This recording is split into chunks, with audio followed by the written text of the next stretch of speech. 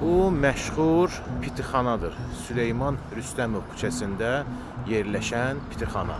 Yəni köhnə bakılılar buranı tanıyır. Tələbəçilik illərində, kasıb illərdə. İndi açığı danışsam çox gedib gəlmişik də bura. Onda belə bir böyük seçim yox idi. Bəzi indiki burada rastlaşdığımız problemlər adama problem gəlmirdi. Başa düşürsünüz? İndi də hələ o köhnə vərdiş əsasında bir də görürsən ki, 2 ildən bir, 1 ildən bir adamın ayaqları hələ bir ki özü götürür adamı ora. Hələ buna baxmayaraq bir-iki dəfə də oradan çəkiliş də eləmişəm. Tam təmənnasız ha, çəkiliş eləmişəm, tanıtdırmışam onu. Bunu da deyim sizə tək mən yox. Çox blogerlar buranı tanıtdırıblar. Çünki əslində belə baxanda bu elə bir yerdir ki, hansının ki içərisinə girəndə birinci adam iyidən adam boğulmaq istəyir. İkincisi də ki orada olan antisanitariyadan insanlar dəhşətə gəlir. Başa düşürsünüz? Sadəcə biz örgəşmişik deyə. Ona görə bizə o qədər bu təsir eləmir. Amma ki şəxsən mən özüm görmüşəm ki bunların divarlarında taraqqanları gezir. Bunların manqal otağındakı heç nə deyirəm. O manqal otağının arxasında bəlkə də bu bakteriyalar ağac formasında bitirlər də. Da ayaq yolsunu qoyaq bir qırağa. Axır ki də neysə, yəni biabırçılıq bir vəziyyətdədir.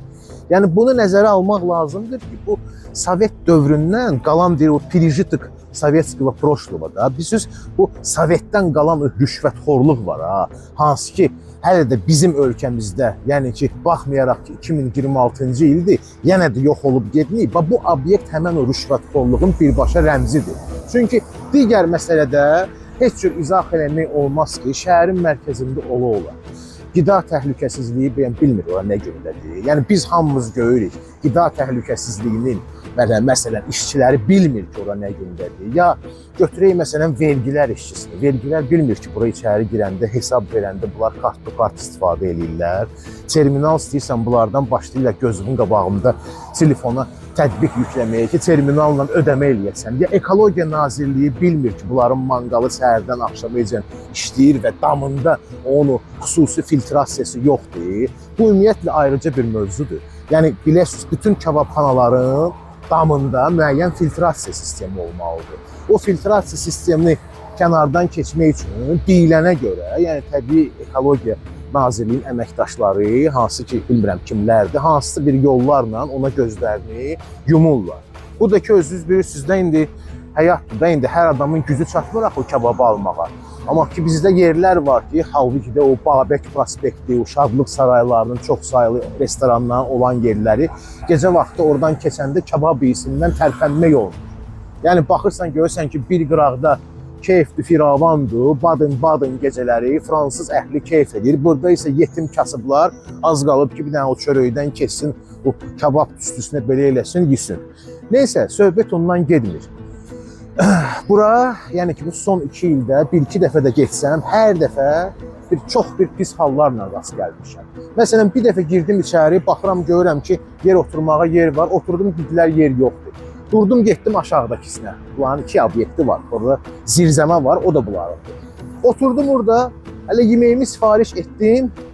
Bir də görürəm ki, ofisant yaxınlaşır mənə deyir ki, 8 nəfər adam gəlir, dur çıx bayıra. Siz təsəvvür edirsiniz. Durdum artıq, yəni ki, çox belə bir hirsli vəziyyətdə. Yanaşdım bunların bu ikinci obyektinə. Girdim içəri, elə birbaşa qayıtdım, dedim bunlara ki, bu nə hərəkətdə edirsiniz? Özü çox kobud formada. Dedim, sizləri məşğul eləyən mənim kimlər olub da. Hansı ki, gəlib bir-iki dənə burada video çəkib, yazıqlarımız gəlib sizə ki, batırsınız, gedirsiniz. İçəri girən yox idi. Başa düşdü? Bizim bu videoların nəticəsində bura adam gəlib getməyə başlayıb. Ondan sonra da indi mənim kimisi gəlir bura, sən ona deyirsən ki, yer yoxdur. Deyir mən, Əli, tanımadım deyir səni, tanımadım, bağışla. Dedim, qardeş, mənə tanımaq lazım deyil. Mən olmayayım, olsun başqası. Bu o deməkdir ki, kimsə gəlir, oturursa, ondan yəni sərfəli müştəri gələndə, sayıcı çox olanda sən onu durğuzmalısan, hə? Yəni, belə bir məsələlər. Dünən də hələ buna oxşar bir məsələ baş verdi. Gəldik, oturduq orada, çörəyi yedik. Oranın da mən sizə bir dənə bir söz deyim də, vıçışqa adlı şey yoxdur. Yəni, hava soğurma işləmir. Bir dənə qabaqda oturan bir adam siqaretini yandırdı, başladı çəkməyə. Mən ona irad bildirdim, halbuki bunu mən eləməməliydim. Bunu həmən o restoranın orada işləyən administratoru, ofisiantı mı deyim, yiyəsi deyim, o ona irad tutmalıydı ki, qardaş, burada siqaret çəkmək olmaz. Şəxsən mən siqaretin iyini götürmürəm. Bunun üstündə bir konflikt yarandı orada. Başa düşdünüz? Yəni ki, son 2 ildə 2 dəfə, bax bu, yəni ki, bərbad bir vəziyyətdə olan bir yerə, tam belə vərdiş hesabında indi köynələr mənə başa düşər. Gəlmişəm, hər dəfə də mən oradan, bax, peşman çıxmışam.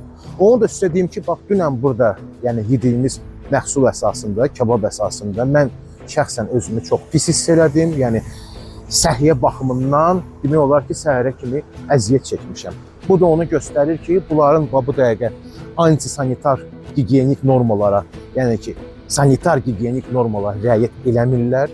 Bunların məhsulları ümumiyyətlə can üçün təhlükəlidir. Yenə də mən sual vaxt tuturam, bax, buradan bir, sanitar epidemiologiya deyirlər, epidemioloji xidmətə, 2, qida təhlükəsizliyi agentliyinə, 3, vergilər xidmətinə, 4, Təbii Ekologiya Sərvətlər Nazirliyinə. Yəni sizin xəbəriniz yoxdur ki, bax, siz qoyduğunuz qanunlar burada kobud şəkildə pozulur. Yoxdursa, buyurun, gəlin, baxın. Bu qədər qəlbdən qəlbə.